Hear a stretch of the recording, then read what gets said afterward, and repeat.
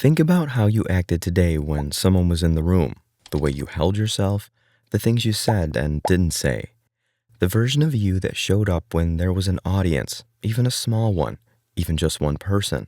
Now think about the hour before you fell asleep. Different, probably. There's a version of you that exists only when no one is watching, not a secret version, not a hidden dark side, just the one that doesn't perform, the one that doesn't adjust its posture when someone walks in, the one that laughs at things it would explain differently out loud, the one that holds opinions it would soften in conversation. Most people never really examine that version. They're too busy managing the other one. A sociologist named Irving Goffman spent a long time thinking about this.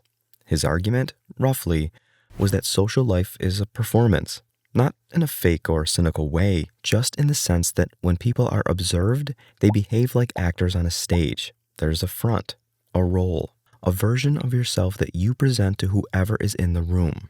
And then there's the backstage, what you do when the audience leaves, who you are when the performance ends. Most people assume the backstage version is the real one, the unfiltered one, the true self underneath the social editing. But it's more complicated than that, because even alone, you're still performing, just for yourself.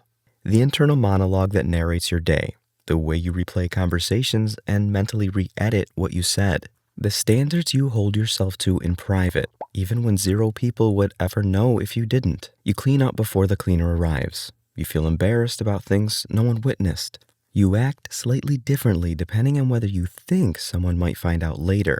The audience never fully leaves.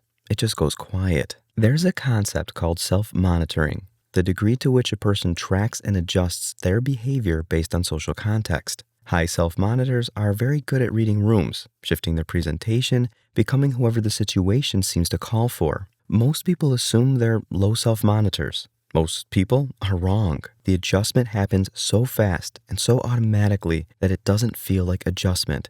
It feels like just being yourself. The front stage version just feels like you. Which raises the question, if you've been adjusting so long that it feels natural, what's actually underneath? Here's where it gets uncomfortable.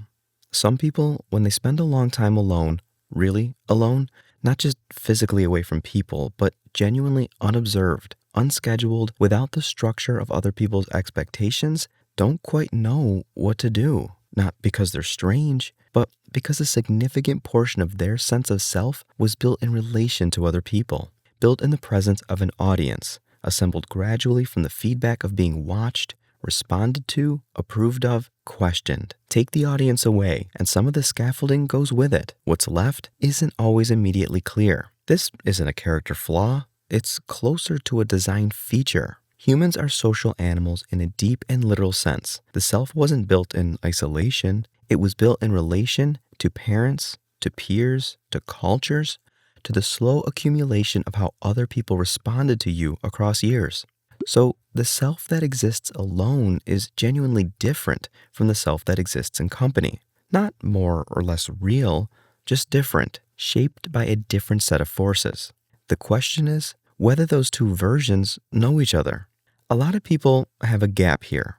The version that shows up in public, competent, measured, agreeable, together. And the version that is there at 2 a.m, in the quiet, with the thoughts that don't get said out loud.